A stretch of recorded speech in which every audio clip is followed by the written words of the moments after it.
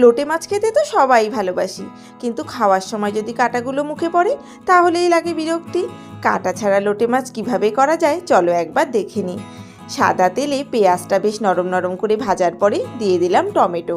টমেটোটাও নরম হওয়ার পরে দিয়ে দিলাম নুন, হলুদ, জিরে গুঁড়ো, ধনে গুঁড়ো, অল্প 2-4 দানা চিনি আর কাশ্মীরি লাল মির্চ। তো এটাকে আমি তেল ছাড়া পর্যন্ত কষিয়ে নেব।